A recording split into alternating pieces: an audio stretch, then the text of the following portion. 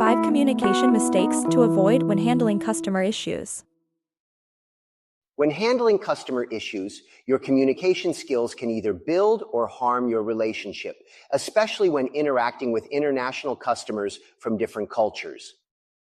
In this video, you'll learn 5 common communication mistakes Taiwanese professionals make when handling customer issues, how to avoid these mistakes, the role of cultural communication styles in customer interactions. Hello, I'm Brian McCloskey, CEO of NextGen Business Communication Training. At NextGen, we specialize in providing non-native English-speaking professionals with the communication skills needed to succeed in global business. Let's use a scenario. In this scenario, Jeff Brown, a customer in the USA, has contacted Frank Lee in Taiwan to discuss an issue related to technical support. Jeff says, "I'd like to bring up an issue we've encountered working with your technical team.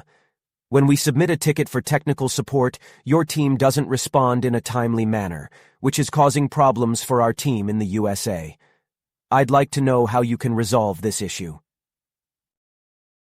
Frank says, I see. Sometimes our team responds slowly because they deal with a lot of tickets. Actually, our technical team already handle a large number of tickets, and they usually reply within a reasonable time frame.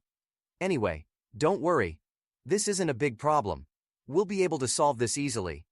I'll talk to the technical team leader about this. I hope this will solve the issue. Now, let's discuss this scenario to highlight some common mistakes Frank has made handling this issue. First, Frank shows a lack of empathy by saying, "I see.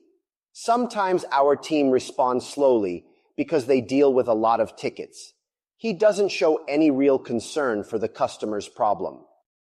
Next, Frank doesn't take ownership of the issue, and he is defensive when he says, "Actually, our technical team already handle a large number of tickets, and they usually respond within a reasonable time frame."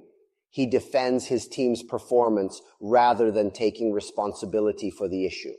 Service providers who don't take responsibility when an issue occurs lose the trust of their customers.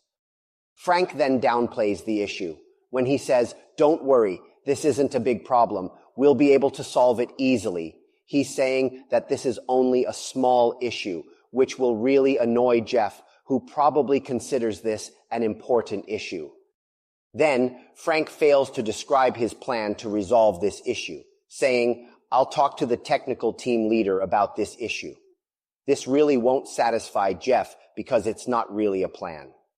Finally, Frank doesn't outline next steps. Simply saying, "I hope this will solve the issue," isn't a proactive follow-up strategy. Let's discuss this scenario from a cultural perspective. Frank Lee is from a high-context culture, Taiwan, where people use an indirect communication style and don't communicate directly their thoughts or feelings. Jeff Brown is from a low-context culture, America, where people use a direct communication style and expect others to express ideas openly. In this scenario, Jeff will expect Frank to openly express his empathy and to take ownership of the issue. He will be annoyed when Frank downplays the issue, saying it will be easy to handle.